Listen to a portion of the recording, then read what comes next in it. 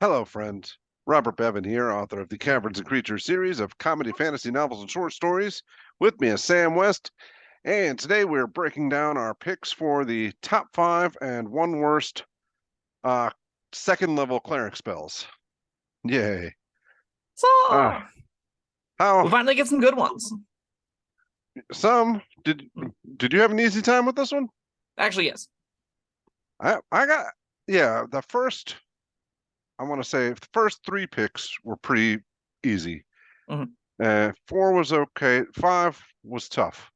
My 5 is a little iffy. My 5 has a special place in my heart, which is why it made the list. I There wonder are a if we lot have of the very same one. mediocre spells. I struggled more with the worst one, where I was like, oh god, there's like 5 of these that all compete. Yeah, Yeah. I'm I'm I'm wondering if your worst one is the one I think it is, and I kind of hope so. But Great success.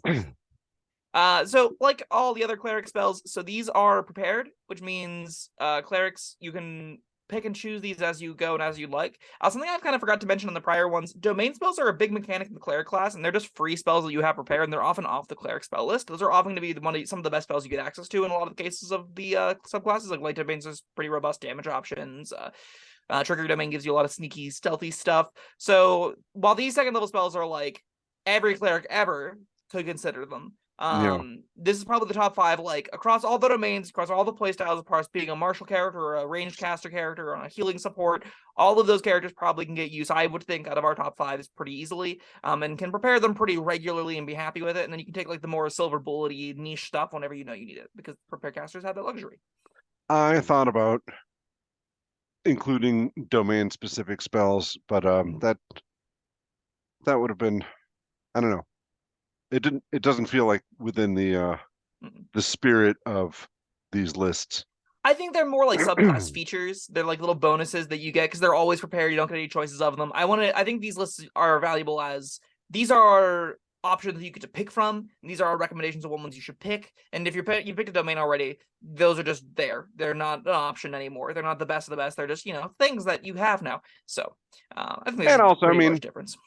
if those domain spells are that great, then we'll be talking about them on other caster lists. Exactly. And we probably already have talked about most of them on our individual spell reviews. So True. go hunt down those videos. All right. You want to get us started? Yeah, sure. Let me. All right. Oh, as usual, Bob's Oh, is a yeah, grab bag. Mine's ranked 1 to 5. yeah. I can't be bothered to, or I can't handle that responsibility. Mm. A lot of times, yeah, you'll just cheat and say, well, if both of these get the number 2 spot, I can't do that. I have integrity. Yeah, you sure? Fair All enough. right. All right. My first pick is spiritual weapon. My number 1. Yep. Yeah. It's the best cleric spell possibly in the game. It defines their Whoa. playstyle. It defines so much of their low tier stuff. Spiritual weapon. God, it's so good across all fronts. Like, there's nothing bad about the spell. Agreed. Sorry. You're all good. I think what really sets it apart of like from almost every other spell of its caliber is there are ways to make bonus action attacks in 5e that are relatively cheap. You got summons that do it for free, so you can do it even cheaper nowadays. But why spiritual weapon just kind of keeps sticking around is it doesn't take your concentration. I was going to say that. Yeah. You use it once with your bonus action to summon it and immediately attack with it whenever you do so. And then you can also have a D8 plus, like it'll feel like, especially at level 3, like you just have a free fighter running around stabbing people with a long sword is what it'll feel like. And even like in the mid tiers, you'll still be like at like levels 5, 6, 7, you'll still be like you're making as many attacks as a lot of the frontline characters if you're a frontline cleric. It scales really well, so like you're pretty happy to get a bonus 2d8 damage for a 3rd level slot. That's a great deal. It's really thematic. It fits whatever deity you want. That's what you can flavor your spiritual weapon as. And the 20-foot speed is actually kind of notable in larger environments. There'll be times where you want to make sure you're putting your spiritual weapon in a specific location so you can make sure you're readily using it against varieties of things, which is an interesting decision you get to make. And I'm always a fan of that. It goes on backline casters because it's got a 60-foot cast range. It goes on frontline casters just because it doesn't take your concentration and hits things. Everyone loves spiritual weapon. You could take spiritual weapon on any class and be like, this is really great. Except maybe rogue because they use a bonus action a lot. But if you're not using your bonus action regularly, spiritual weapon is without a doubt, the first spell you should be preparing is Cleric. Yeah, I love it. Everything I'm going to say has to do with the concentration thing, but yeah, you can use it. You make 2 attacks instead of 1. Awesome. Or have a concentration spell going at the same time. Awesome. Or you just, all right, you go stab some things. I'm going to go wash the dishes or something, whatever. I mean, let's say you Or get do useful things.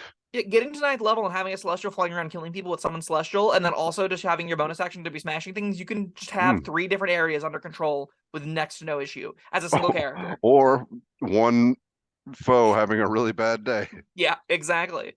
Concentrating on this whenever you're concentrating on like other powerful effects like Spirit Guardians is really good. Having this effect while you're blessing people early is great. Having this whenever you've got, any number of concentration effects that you want to keep up, this works really great with lower tier stuff that you're getting. There's never a reason why you can't prepare this and have a great time. All right, like, spiritual weapon. Yeah, where we consider like Mage Hand almost feels like a class feature for wizards, I think spiritual weapons in the same boat, where it's just like it's a 2nd level class resource more than it is a spell, because it's just so core to cleric's mid-game power. I would say if you're not taking spiritual weapon, you are playing the most supportive cleric of human history, or are just not seeing the spell as good as it is, and it is really that good, and you should absolutely take it. Agreed. All right, what's your next pick? All right, we'll go down top to bottom. My number 2 is Silence. I think Silence is a banger of a spell. That was on my maybe list. It didn't quite make my list, but yeah, go ahead. So good, Bob. Yeah. It's so good. So the reason Silence is particularly good to me, the counterspell minigame of denying enemy casts and dealing with spell casting, there aren't a lot of things in the game that interface with it. There aren't a lot of things that challenge spellcasting before the spells get cast. Silence is one of those ways. Silence is a way that you can say that sphere, that 40-foot diameter area, no one's allowed to cast spells in that area. At least if they require verbal components, which is the vast majority of spells. So against things like a Demi-Lich, like I've had this exact encounter where I was a Warlock with Silence, because you get it from Fathomless, and I was just like, Demi-Lich gets in the bubble, Barbarian get on it, and the Barbarian tackled it, and now the Demi-Lich that has 9th level spells to deal with our 11th level characters no longer can cast them, and we were able to, like, mitigate the life drain with some other effects and pile onto it. It's a really useful tool in that instance. So in the counterspelling minigame meta stuff, it is a really important cheap tool to have. On top of that, however, it is an amazing out-of-combat exploration tool. It's an amazing social tool. It's an amazing subterfuge tool. There'll be so many instances where just making an area quiet is useful. Being able to hide 30 creatures and make sure they're utterly silent whenever you're trying to, be hidden from an angry, hungry dragon, that's really handy. Being able to say, no one is listening into this room. I cast silence around all the doors, so there's no way sound's getting out of there. It's really useful to make sure you're not being overheard. Being able to just say, that spooky, evil monster guy is giving a horrifying speech to all his minions. Let's make him look silly. Silence on him, and then he just shuts up and no one's talking anymore. Is a big thematic, funny, silly moment that D&D is really known for. Silence is a lot of things. It's really useful in a wide variety of environments. And eating your concentration is kind of annoying, but as a cleric, as we just mentioned with spiritual weapon, you don't have to concentrate on that one. So you can concentrate on silence instead and have a pretty good time with it, I think. Yeah, I probably should have made my list. Silence is an amazing little spell.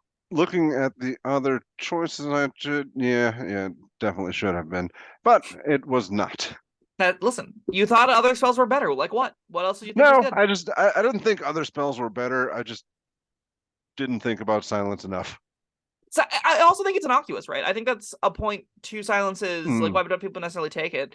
It isn't apparently powerful, but I think on a regular basis at most sessions, you will find a time where you're hiding from the big scary monster, you need somebody to shut up, you really want somebody to be humiliated, or you've got an enemy spellcaster that you want to prevent casting spells where they're at. And it does all 4 of those things. And that's why I think it's really great. It doesn't say it does all 4 of those things. It just says it makes a bubble of silence. Yeah. So you gotta like read into it a little bit more, and it's not apparent. It's sneaky good. All right. Well, I picked Hold Person. That's also on my list. Number 3. Hold Person is really good. Why is Hold Person really good?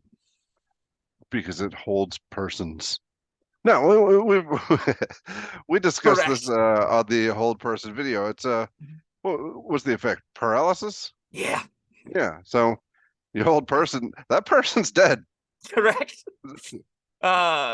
For all the listeners out there that don't know it, like, off the top of their head, paralysis means they don't take actions, they're incapacitated, and every attack that hits crits. So, and you get advantage on those attacks. yeah, so your rogue makes one attack roll against them, and they're just like, oh no, you're just dead now. Your paladin's just like, oh hey, I don't mind burning 2 smites this turn, and then just chops the like whatever big scary evil overlord you were fighting in half. Yeah, if a whole person lands on like a mid to upper CR humanoid, it's a death sentence for them, to the point where like your DM has to throw legendary resistance on a player on whole person. And this is a 2nd level spell. You can just do this at 3rd level. You can just also kill the goblin boss with this and have it be ridiculously powerful in that own right. So, yeah, this is like, I think Holder Person might be the cheapest, most save or die, because it is save or die. Those are the 2 modes that the spell literally has, which is neat. I like that everyone gets to cooperate on the die portion of it, though, right? Like, everyone gets to have their turn, getting their crits in and feeling like a badass whenever the whole person lands. I don't know that they do. I think maybe 2 people get to do that. Fair enough. But I mean, yeah, and you have the option of not slaughtering the person. You could just wrap them up really tight with ropes while they're being held. If you need to take a prisoner, that's... Yeah, I guess. Yeah. That's a very real use case for it. It is useful, that asset as well. You haven't even talked about your favorite part of it, though. Don't you love the upper level casting? I don't remember. More things. Oh yeah, that's right. Mm-hmm. Oh, I was a little hasty when I made this list. Fair enough. But yeah, that is another good part of it. That's, I mean, how high does that go? As high as you want it. 1 per level. So 2 is what level? 2nd level is 1 person. 3rd level is 2 people. 4th level is 3 people, etc., etc. Level minus nuts. 1, basically. That's, yes, you're right. That is my favorite part, because that mitigates the whole save or die thing. If you're like, there's 2 really angry, evil, lieutenant guards that got 60 HP each, you don't need both to fail. You just need 1 to fail, because the 1 fails is going to die, and this gives you 2 shots at it for a 3rd level spell slot. It's definitely worth the cast. Yeah, and like the higher level you go, I mean, if you have a lot of enemies that are coming at you, then yeah, I'm going to hold nine guys. If 5 of them fail, hopefully we have enough resources to kill them. Otherwise, maybe then that's when we start tying them up and we can stab them later. I don't think you cast this above 5th level. I think 5th is... I think there's better 6th and 7th level spells, Bob. You're never spending a 9th level spell on this, are you? You got wish access. Well, maybe not as cleric. Okay, maybe as cleric you're using 9th level spells, and this cleric's 9th level spells kind of below. But like, you could... I can see this being a 4-person's maximum that you care about to make the save. That seems like a enemy party is all hell. 3 of them fail, great. And then the 4th person gets their ass beat while you maintain the concentration on it, right? That's, I think, where the realistic use case of whole person's kind of ends. I think 6th level plus, you got better effects than this. Off the top of my head, maybe I'm wrong. I don't know much better effects than paralyzing the entire enemy party. It also only hits humanoids, so against a large variety of upper tier monsters, you're not doing this. It is a good silver bullet against those humanoid parties. You would not be using it then. It's hold person. If you're not, if they're not persons, then no, use something else. I really thought whenever you said hold persons, I thought that was the joke about the upper casting, and you just forgot about it anyway, and I'm bummed out. Yeah, I did. Oh well. All right, that's your second one. So we're 3 in right now, right? Think so. Yeah. All right. Next on my list, my number 4, because we hit all 3 of mine so far. This one I'm almost certain didn't hit your list. Maybe I'm wrong. Calm Emotions. It did. That was my what is it? Straggler. Yeah. It was the one where you weren't sure about. I love Calm Emotions. It was the one where I was looking through the list and I've already got 4 and like and that's where I felt like I should have picked Silence. But that's fair. Yeah. Calm Emotions was the one. I remember we had a conversation with it and you kind of warmed me up to it, but not enough to make a top 5 list unless I didn't have anything else to put it there. That's fair. So that's how it ended up on my list. I like Calm Emotions a lot because it is a way. A lot of groups don't necessarily want to like fight every single fight. A lot of groups want to find creative, cool ways around them. This is a way to do that. This is a way in gamified spell language terms to do that. I think that's neat. It's also one of those spells that suppresses like a niche effect. So sometimes you'll take charms off your allies. Sometimes you'll take frightened effects off your allies. That's pretty neat. A lot of the time you're more or less just using this to make everyone that hates you stop hating you for a second and maybe talk your way out of the situation for the long term and have it be a permanent effect. I think it's pretty sweet. I think this is one of those where it is really fitting as both a bard and cleric spell. It's when I'm not even upset that it exists on the cleric spell list, even though it's a really definitely cool bard spell too. I think the spell does a lot of the interfacing with roleplay that I want spells to do sometimes. There aren't a lot of spells that do this kind of thing where it changes people's emotions, it changes people's dispositions towards situations.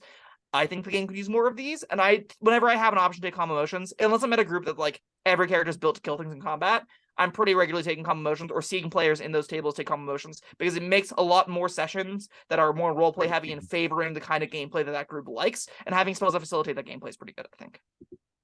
Yeah, I won't say I'm all about just combat, but I'm definitely more of a instigator than I am somebody that wants to calm emotions. Yeah, I'm abrasive and I think there I will like to definitely be stir the pot. tables where, like, if I'm playing with you, for example, you go in and get way over your head by calling some people some rude names, and I go, everyone calm down, Yeah, calm emotions, take a chill pill, he's an idiot, it's fine.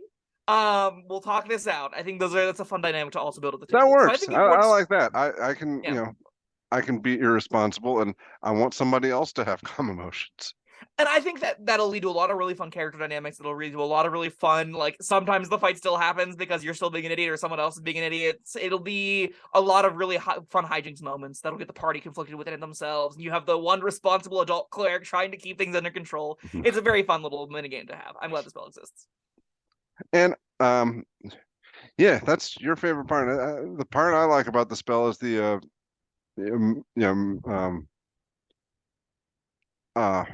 forget my words.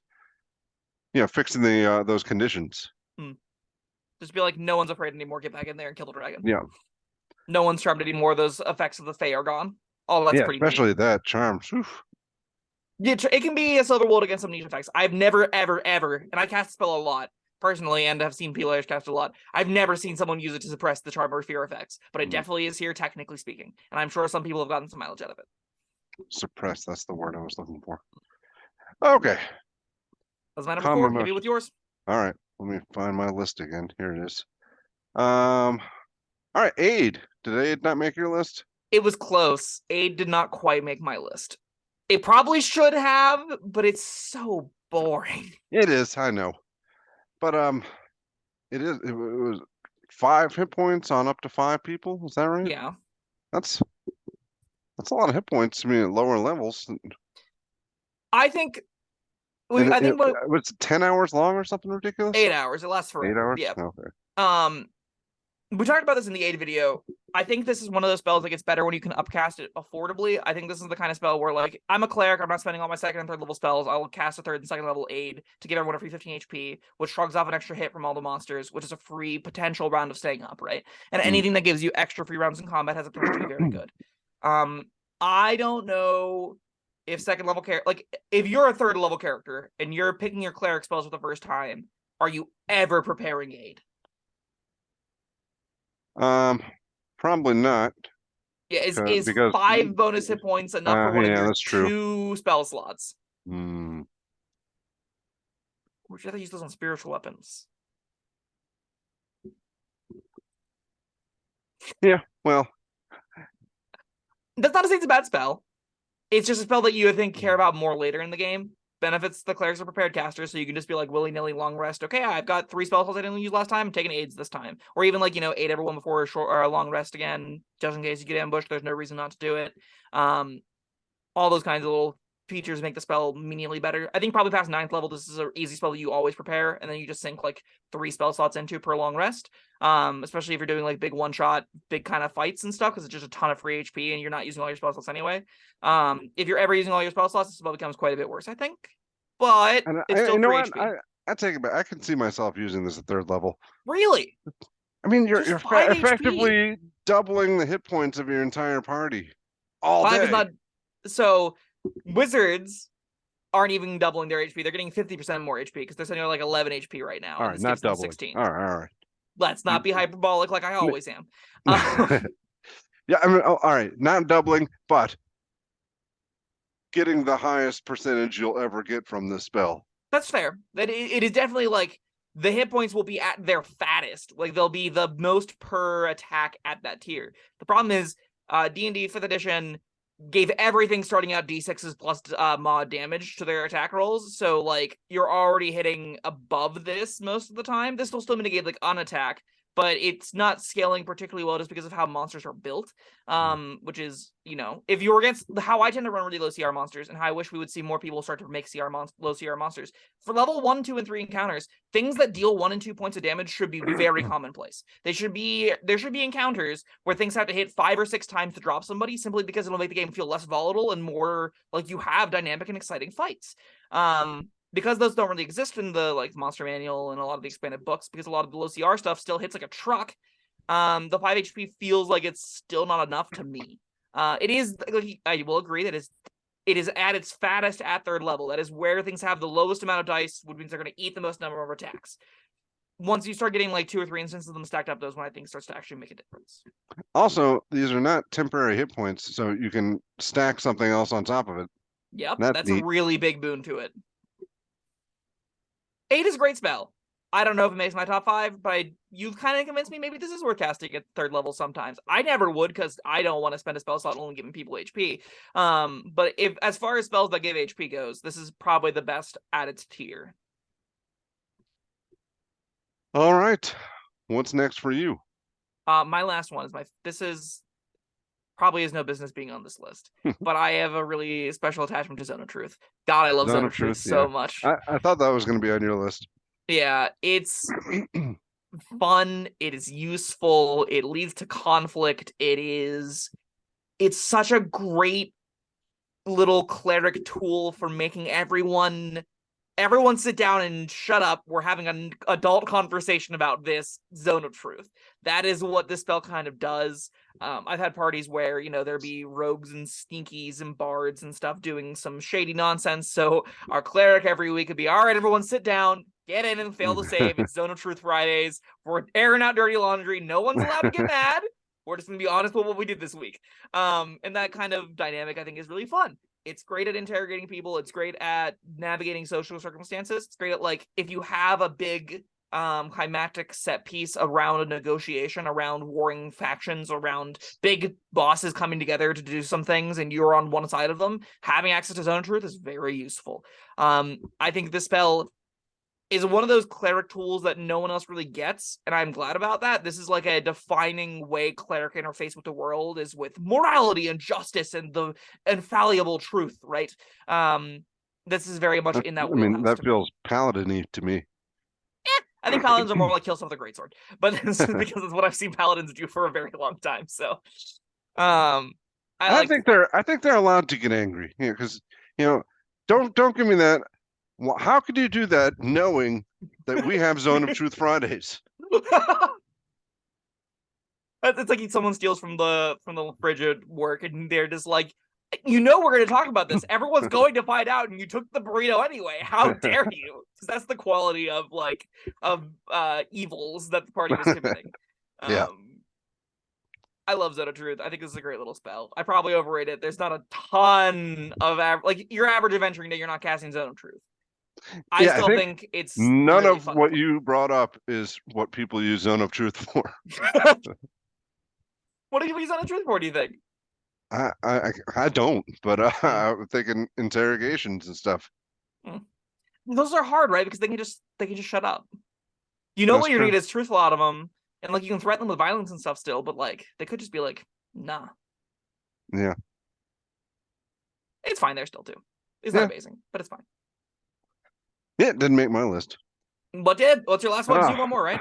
Yes, I got one more, and it is Warding Bond. I think Warding Bond is fine. It's you like it a lot? I don't like it a lot. It was on the lower end of my picks, but I think there's fun to be had with it. I definitely agree with that. Like game within a game kind of thing. It's always a little bit of a gamble, and just all right, here, you're bonded. You go fight. I'm gonna sit here and brace myself for some pain. I love that this doesn't take down your spiritual weapon. That's a big Yeah. perk to it because that doesn't take concentration. It taking down concentration, I think, is a really big bummer for it. I think it's what like ultimately makes the spell not make my list. But it is a way to leverage your hit points in a way that you might not be using. It is a way to do some neat little teamwork stuff. I love spells that encourage teamwork, and this definitely does that. This is a spell that wants you to coordinate and cooperate with your allies and do cool stuff with them. This is definitely down that road. I don't think I put this on many clerics. I think I have to put it on a very specific fantasy. I don't think I prepare this on most tables, but at tables that have that level of cooperation with, the tables where that the group is planning and making these kind of builds and knowing their positioning and everyone trying to get in their spots. Yeah, I see it. Yeah, I don't have much else to say about it. +1 AC and sharing hit points. We have a big video The on. Go plus watch our one, warding yeah. bond video. I forgot about the +1 AC. All I think about when I think warding bond is the sharing of hit points. Bonus AC is not nothing. It's not amazing, Oh but it's no, not nothing. no, it's definitely not nothing. I mean, that puts it a little bit above, just the shared damage. Somebody's taking fewer hits in addition 5%-ish to less half hits. damage. Yeah. All right. Well, I guess that's our entire list of goodies. Wow. Do you want to go first for the baddie? You should go first for the baddies because Right. I cheated again. Oh God. I want to see if you have one of these two. All right, dude. I feel like you should know what mine is. Augury. Augury is really bad. God, this really was like dealer's choice of some pretty like horrendous spells, huh? All right, you know what? I take that back. You shouldn't have known because I was not really on the fence, but yeah, I briefly considered some other ones. But I just Augury is bad in and of itself, and it's that style of spell that I hate so much. Yeah, Just I think help me, DM. so as far as spells go that make me angry, Augury's not really on that list. It doesn't hit the same marks I think that Legend Lore does. It doesn't hit the same marks I don't think that Contact Other Plane does. Contact Other Plane is comedically bad. There is, I think, some cutesiness to Wheel Woe Nothing. I like that this spell doesn't give your DM a whole lot of like. There isn't wiggle room to be like, hey DM, what is the answer? They can just say, hey DM, are we being stupid? And oh my goodness, I'm burping all over the place this evening. There is some room to have this kind of effect. I don't like it when it slows the game down, and it can slow the game down sometimes, especially when people start to be like, I got Augury, why don't we just cast Augury every 10 minutes? Then I'm like, you're gonna start getting nothings a lot. But that tool is there for DMs. There's a little lever that you can navigate with it. I don't think it's necessarily something I ever want to see at my tables. I don't think it's that useful. I don't think it's worth preparing. I don't think it's that harmful, though. I don't know. I don't think it would not make my worst. I get why it made yours. Yeah, it feels like the beginning of metagaming. And it definitely I is a little bit. don't hate metagaming necessarily, but I don't want it baked into the rules, like slid under the whatever. Sure. Under the table dealings and nonsense, asking God for, hey DM, that's above God actually. What is happening here? Yeah. If I'm metagaming, I want to metagame. I want to be like, all right, team, we're pretty sure because he just bought the mini last week that we're fighting Tiamat tonight, right? That's the kind of metagaming that we all approve of. Okay, well, my two are bad for different reasons, but I guess I'll only pick one, and then I'll mention that one as an honorable mention. You can't tease it and then not give us both. All right, I think the actual worst one is Find Traps. I think Find Traps is atrocious. I can't believe anyone played with this spell and was like, that was great. I'm going to cast that again. It didn't happen.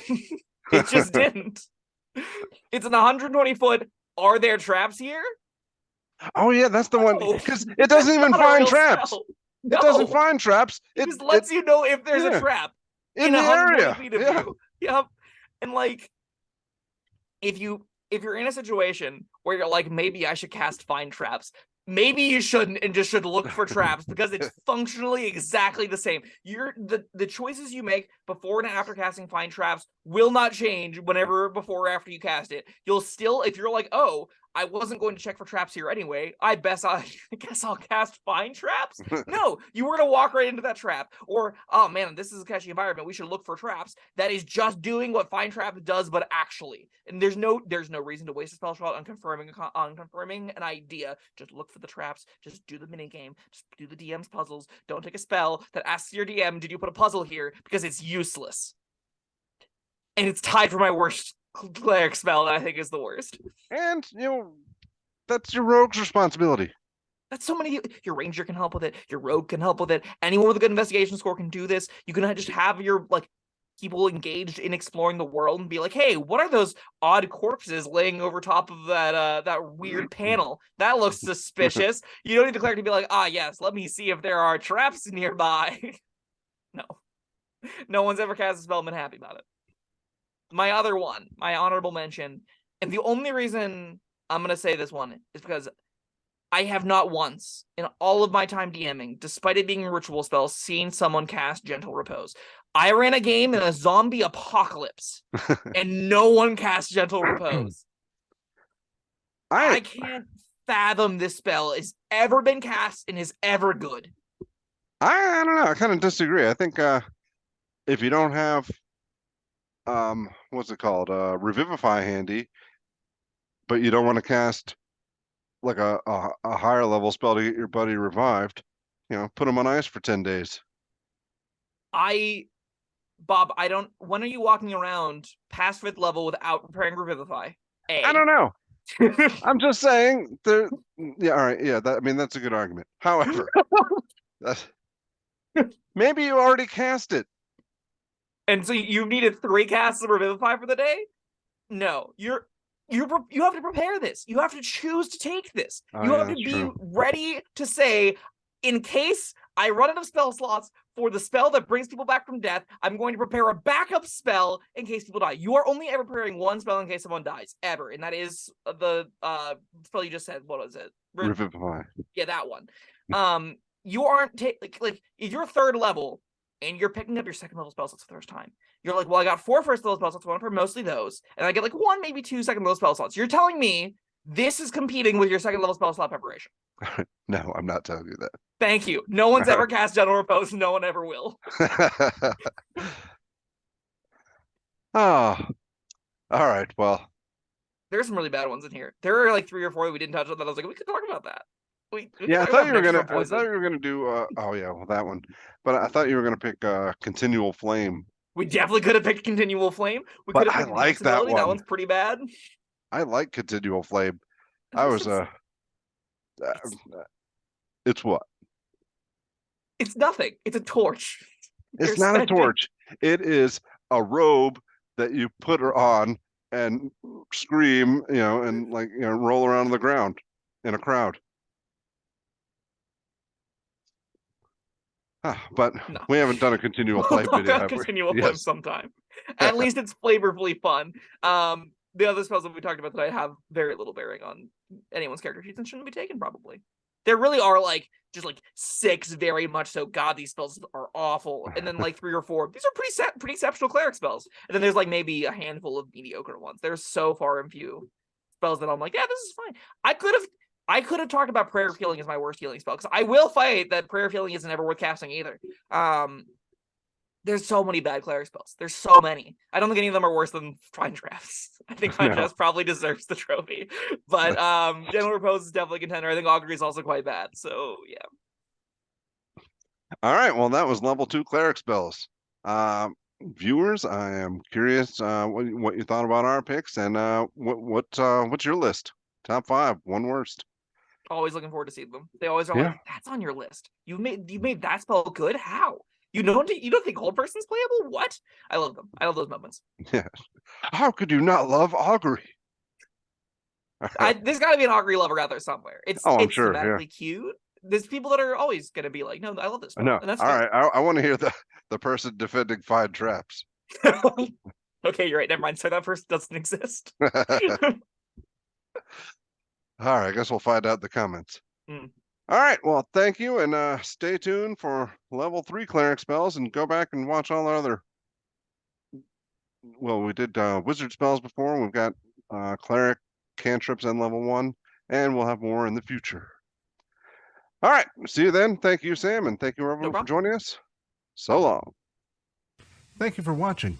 If you found this helpful, informative, or entertaining, I'd really appreciate it if you hit the like button below. You needn't smash it, a gentle tap will suffice. If you want to see more videos like this, subscribe to the channel. And make sure you check out the links in the description, where you'll find my Caverns Creatures series of comedy fantasy novels, Sam's full review of the spell, and other fun things.